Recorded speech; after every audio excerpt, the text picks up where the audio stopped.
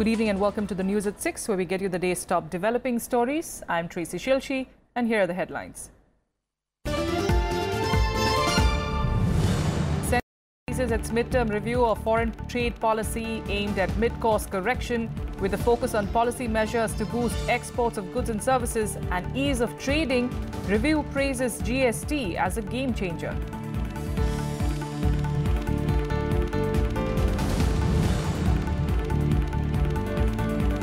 Sharad Yadav and Ali Anwar are disqualified from Rajya Sabha. Chairman Venkaiah Naidu agrees with the JDU's contention that both leaders voluntarily gave up membership by defying their party's directives and attending events of opposition parties.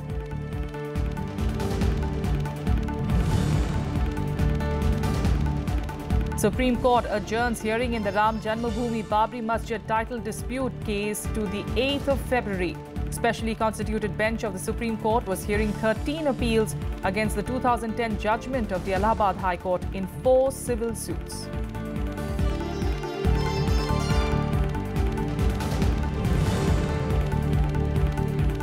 And in cricket, India find themselves in a commanding position on the 4th day of the 3rd test in New Delhi. Chasing 410 runs for victory, visitors Sri Lanka lose 3 wickets for just 31 runs.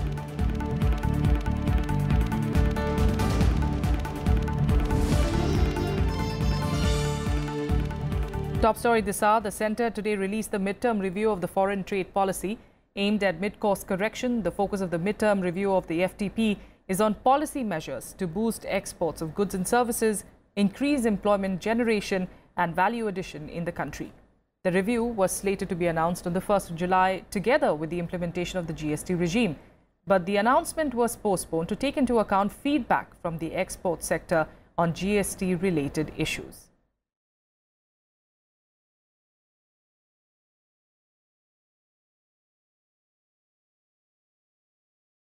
We'll discuss this story in detail on the big picture at 6:30. Do join me then. Meanwhile, the other big story of the day, Sharad Yadav and Ali Anwar Ansari have been disqualified from the Rajya Sabha following a decision on a petition filed by the JDU on the 2nd of September. The announcement came late Monday night. Reacting to the disqualification, Sharad Yadav said that he would continue to fight for democracy.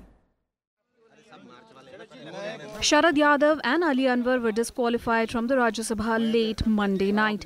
Rajya Sabha Chairman Venkaiah Naidu released a communication detailing the decision, saying they ceased to be Rajya Sabha members with immediate effect. The Rajya Sabha Chairman agreed with the JDU's contention that the two senior leaders had voluntarily given up their membership by defying their party's directives and attending events of opposition parties. The disqualification was ordered under the 10th schedule. Leader of the JDU in the Rajya Sabha, Ramchandra Prasad, had filed a petition seeking the two leaders' disqualification for anti-party activities. Reacting to his disqualification, Sharad Yadav said in a tweet on Tuesday that he will continue to fight to save democracy. हम लोग बात करेंगे, इस पर फैसला लेंगे। जाहिर है कि न्याय जहां भी न्याय मिलने के जो भी जगह है, उस जगह पर तो हम लोग जाएंगे। पार्टी ने एक निर्णय लिया महागठबंधन को वहां पे तोड़ते हुए और जनादेश के खिलाफ जाने पे, उसके खिलाफ में उन्होंने आवाज उठाई। ये पार्टी का अंदरूनी मामला है, सदन के साथ कोई संबंध नहीं रखता। इसके ऊपर सदन से उनको जो है हटा देना, ये हम समझते हैं कि बड़ा दुर्भाग्यपूर्ण बात है। इसके बारे में निश्चित सभापति महोदय से हमारी अनुरोध यही है कि वो दोबारा इसके बारे में सोचें। Yadav was elected to the House last year and his term was scheduled to end in 2022. Anwar's term was to expire early next year. Bihar Chief Minister Nitish Kumar and Sharad Yadav parted ways after the former decided to join hands with the BJP, triggering a battle for the control of the party. The Election Commission recently ruled that the group led by Nitish Kumar is the original Janata Dal United. Bureau Report, Rajya Sabha TV. And joining us on this story to give us more details on what is the process really of disqualification, we've got Mr. Agnihotri, former Secretary General of Rajya Sabha, joining us in studio. Thank you so much, sir, for being here with us. Firstly, the reasons that have been cited for disqualification. Give us an idea of where do they stand and also what is the process that we'll be seeing now? The 10th schedule of the Constitution, which is popularly known as the anti-defection law. It provides that a member of the parliament and state legislature can be disqualified on two grounds. One is for voluntarily giving up the membership of the party, and second is for voting in the House against the direction of the party. The present cases are naturally under the first provision, that is voluntarily giving up the membership of the party. Now, according to a couple of Supreme Court judgments, voluntarily giving up the membership of the party is not synonymous with resignation. I mean, it is not that the person resigns, then only he has voluntarily given up the membership of the party. The Supreme Court decisions say that it can be the voluntarily giving up the membership of the party can be either express or implied. It can be implied in certain activities which are generally known as the anti-activities. So that was the case of the JDU in the present case, that these two gentlemen had spoken against the policies of the party and against the leadership of the party from the platform of another party which was not part of the coalition, and in a sense it was in the opposition. So that is why they sought their disqualification. That is why the president, the chairman decided that they had to be disqualified because of the facts presented. And the decision that has been taken by the chairman, it's a lone decision, no consultation with any committee. What do the rules say about that? You see, the rule of the Rajya Sabha relating to disqualification, an ordinary reading of the rule says that it is the chairman who has to decide, and he can either decide it by himself or refer it to the privileges committee. But referring to privileges committee as per sub rule 4 of rule 7 is contingent upon several things. First, he has to be satisfied that the circumstances exist and that it is necessary and expedient to do it. So in the normal course, the chairman should himself decide, because a committee, referring to committee, is also in the nature of a preliminary inquiry. Yes. Now that has led to some criticism from courts that this gets the matter delayed, and the courts have often commented adversely in terms of the number of years taken in deciding such cases, which is going against the spirit of the law. So it is for the chairman to decide, and as a matter of fact, even going beyond that, one can say that the chairman acts in his personal capacity as a quasi-judicial authority. According to some other judgments of the Supreme Court, he acts as a tribunal. And therefore his decision is open to judicial review. And it is therefore not in the nature of the proceedings of Parliament, into which of course the courts can't go. And this decision of disqualification comes into effect immediately, as in we'll be seeing it in winter session itself? Yes, it is written in the decision of the chairman is that it takes immediate effect. All right, we'll have to leave it there. Mr. Agnihotri, thank you so much for coming here and clarifying, all these things to us, the procedures, of course, and we look forward to, of course, your knowledge on Rajya Sabha, as the weeks, of course, proceed as we see winter session as well. Thank you so much for joining us, of course, at the moment on the news at 6. Meanwhile, let's head on to more news, and the Supreme Court has adjourned hearing in Ram Janmabhoomi Babri Masjid title case to the 8th of February next year. A specially constituted bench of Chief Justice Deepak Mishra and Justices Ashok Bhushan and Abdul Nazir had commenced the final hearing in the Ayodhya dispute today.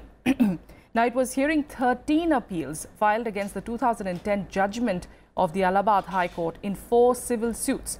Stakeholders in the case had moved the apex court after the Allahabad High Court directed the Sunni Waqf Board, the Nirmohi Akhada and the Ram Lala Temple to settle for a 3-way division of the disputed site. Kapil Sibal का यह कहना था कि इसका जो 2019 में लोकसभा चुनाव होगा उस पर असर पड़ेगा, इसीलिए जून 2019 के बाद इस मुकदमे की सुनवाई रखी जाए।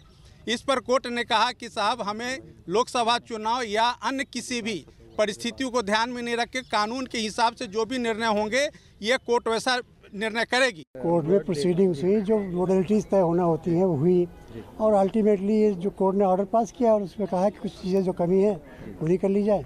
उसके बाद 8 फरवरी को बहस के लिए है। Cyclone Ockhi, which was categorized as very severe cyclone status, has weakened into a severe cyclone and is expected to make landfall near Surat in Gujarat by midnight. The cyclone has so far left a trail of destruction in Kerala, Tamil Nadu and now in Maharashtra. Prime Minister Narendra Modi is also constantly monitoring the situation in various states arising out of the cyclone after cancelling his poll campaign schedule in Gujarat. Here's a complete report.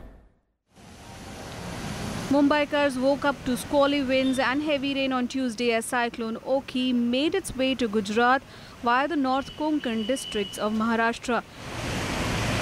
Some parts of the Mumbai-Pune expressway also experienced a hailstorm. After an alert for intermittent rainfall by IMD Mumbai, the state government announced a holiday for schools in Mumbai, Sindhudurg, Thane, Raigad and Palghar districts. जाने आने में भी लोगों की तकलीफ है और दुकानों भी खोलने में आने जाने में जो काम करने वाले उनको भी दिक्कत है और अभी भी ठंडी का भी मौसम है. According to weather officials, sea conditions will remain rough to very rough along and off the coasts of North Maharashtra and South Gujarat till Wednesday. The intensity of rains is expected to increase as the cyclone approaches Gujarat. The National Disaster Management Authority has issued an alert asking fishermen in both eastern and western coasts to not venture out in the sea for the next 3 days. Bharat भाई ये बताएं कि अभी क्या उपाय किए गए हैं, क्या अलर्ट आपको बताया गया, क्या टाइमिंग बताई गई है?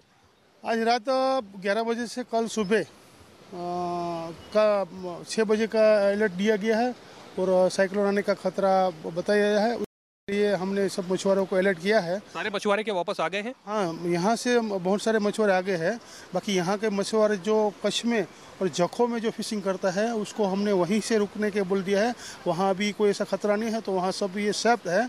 और यहाँ जो मछुआरा आसपास में जो बंदरगाह पे था वो सबको हमने बुला लिया है और बाकी मछुआरा जो है वो बंदर के अंदर जो हमारा पोर्ट है अंदर उसका 1500 जितना है और बाकी 1000 मछुआरा अभी बाहर खड़ा है. However, the state administration has had made an adequate arrangement to cope up this situation, and it has to be seen that there will be no damage. The disaster management cell has also been kept in readiness. तो आज बारिश आने की संभावना है और तेज हवा चलने की संभावना है. उससे ज़्यादा वो चक्रवात जैसा नहीं रहेगा, लेकिन लोगों को हिदायत दी गई है कि वो लोग ज़्यादातर रात को बाहर ना निकले और कच्चे मकानों में जो लोग रहते हैं सब गाँव में हमारी टीमें काम कर रही है. तो उन लोगों को पक्के शेल्टर में लाया जाएगा आज शाम तक.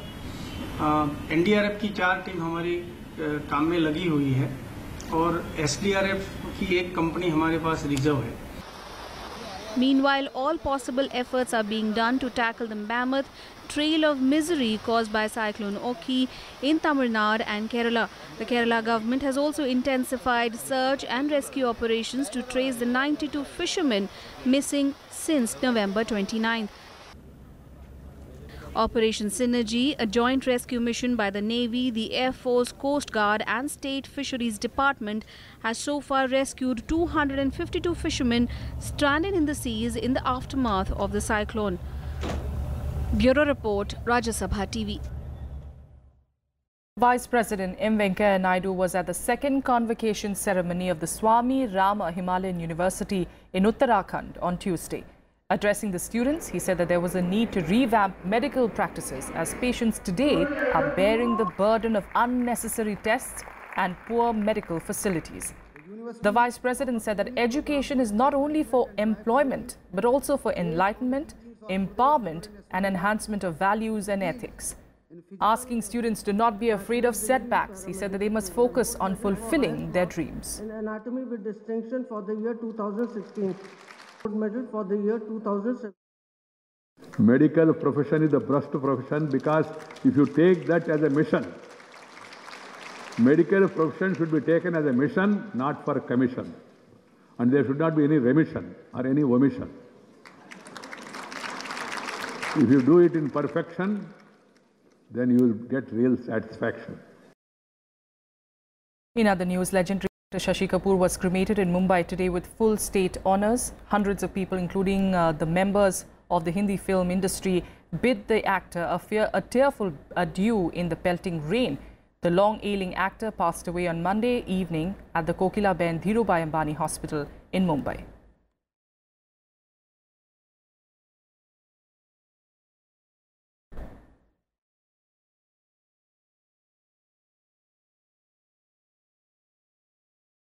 With that, a quick break here. We'll be back with more news in a bit. Stay with us.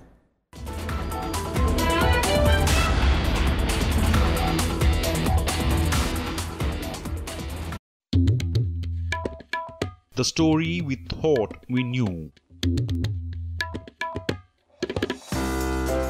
The story of magnificence. The story of bloody battles. Of those who ruled and those who left their footprints.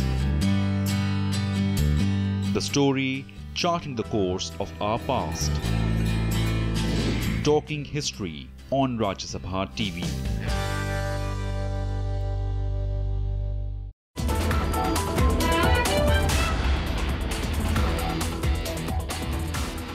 Welcome back. Now, at a time when Pakistan is trying to mainstream dreaded terrorist Hafiz Saeed, the United Arab Emirates countered the move, saying that it will cooperate with India to bring Saeed to justice.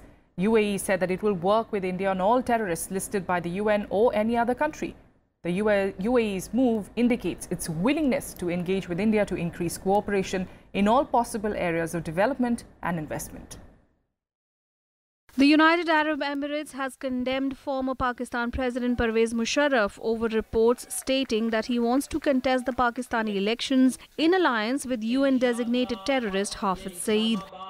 UAE Ambassador Ahmed Al-Bana says his country will cooperate against all listed terrorists with India and other countries. This cooperation will include sharing of information, intelligence and even extradition.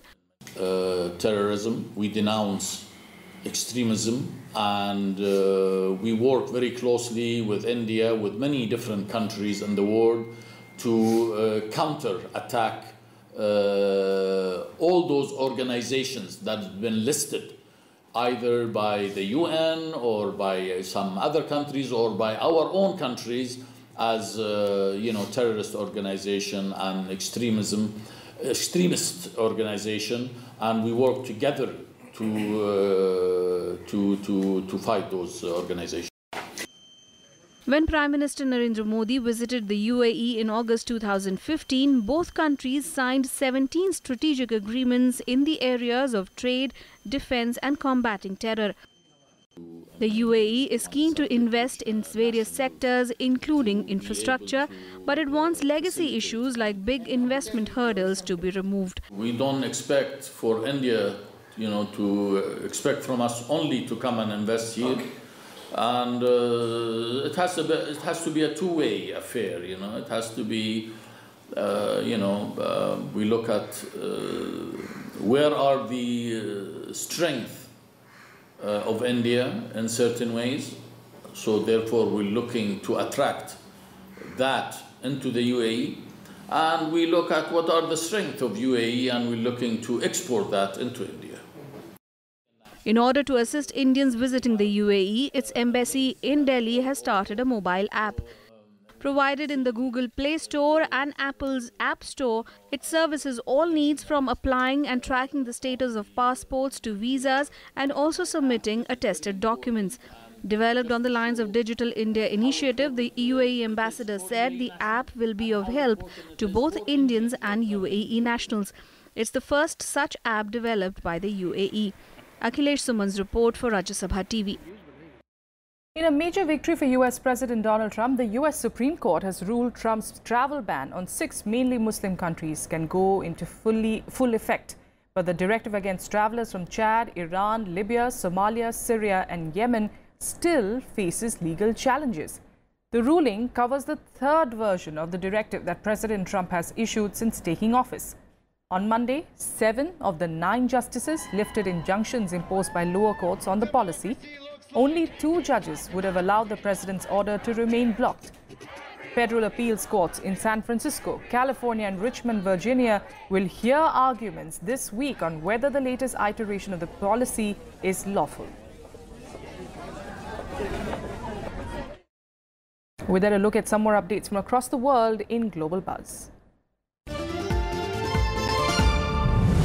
In more news from the UAE, it wants to set up a bilateral committee with Saudi Arabia on economic, political and military issues, consolidating ties after a rift with Qatar ripped through the existing regional bloc of Gulf Arab countries. The 6 members of the US-allied GCC, Saudi Arabia, the UAE, Bahrain, Oman, Kuwait and Qatar are due to hold their annual summit in Kuwait on Tuesday.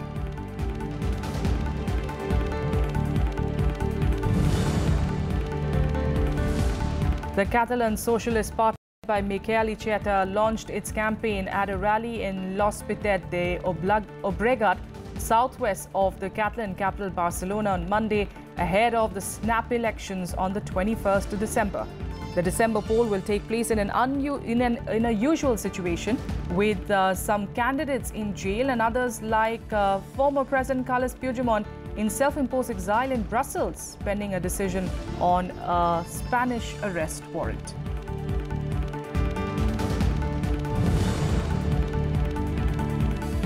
Arab nations and Palestinian officials have warned of consequences if the US recognizes Jerusalem as Israel's capital.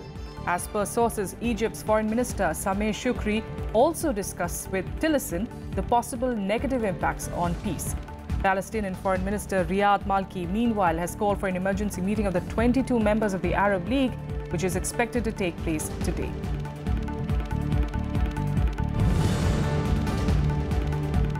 A rapidly growing wildfire in the foothills north of Los Angeles threatened hundreds of homes on Tuesday, forcing nearby residents to evacuate after causing at least 1 death and power outages throughout the area.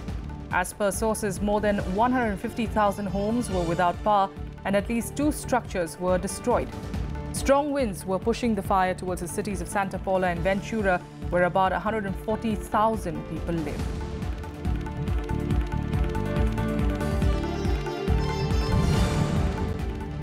All right, turning focus to cricket now. Sri Lanka were 31 for 3 in their second innings at stumps on the 4th day of the 3rd test against India. Ravindra Jadeja picked up 2 wickets for India, while Mohammad Shami gave the initial breakthrough by picking up S. Samaravikrama's wicket when he was on 5. Jadeja then picked the wickets of Dimuth Karunaratne when he was on 13 and Suranga Lakmal for a duck. Lankans still need 379 runs to win with just 7 wickets in hand. Earlier in the day, skipper Kohli and Rohit Sharma made quick 50s as India declared their second innings for 246 for 5 and gave Sri Lanka a target of 410 runs to win the test. It certainly has a special place in all. And here are some more updates from the world of sports in SportsBeat. Right-arm pacer Jasprit Bumrah was selected for the first test match, while wicketkeeper Parthiv Patel and all-rounder Hardik Pandya returned to the 17-member Indian squad for the 3-match test series against South Africa. The team will be led by Virat Kohli, while Ajinkya Rahane was named vice-captain. The selectors also named a 15-member squad for the 3-match series against Sri Lanka under Rohit Sharma's captaincy.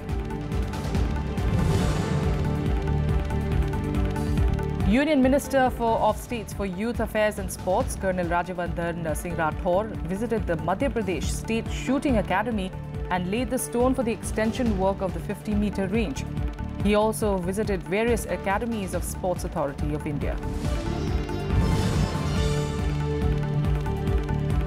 West Indies captain Jason Holder was suspended for the second test against New Zealand because of his team's poor over rate during the first test in Wellington. He was also fined 60% of his match fee, while his teammates were fined 30% of their fee. As per the ICC Code of Conduct, players are fined 10% of their match fees for every over their side fails to bowl in the allotted time, and the captain is fined the double of that amount. Since this was Holder's second infraction within a 12-month period, the Windies captain earned a ban as per the ICC rules. The International Automobile Federation organized the Formula One Hall of Fame in Paris. Drivers past and present were in attendance. The federation inducted 33 legends of the sport into its Hall of Fame. Nico Rosberg and Fernando Alonso were at the event and received the award. British car racers Sir Jackie Stewart, Nigel Mansell and Damon Hill also attended the inaugural ceremony, while Mario Andretti, Alberto Ascari, Jenson Button and Sebastian Vettel were among some of the inducted racers. The International Olympic Committee board members gathered in Lausanne to take a decision over whether to ban Russian athletes from the 2018 Winter Games in Pyeongchang. Anti-doping agencies and many athletes want Russia to be completely excluded from the event. The IOC board members will take the decision whether to impose a blanket ban on Russia or to allow Russian athletes to compete in South Korea as neutrals, which means that they could not participate under Russia's flag. That's it on the news at 6. Thanks for joining us.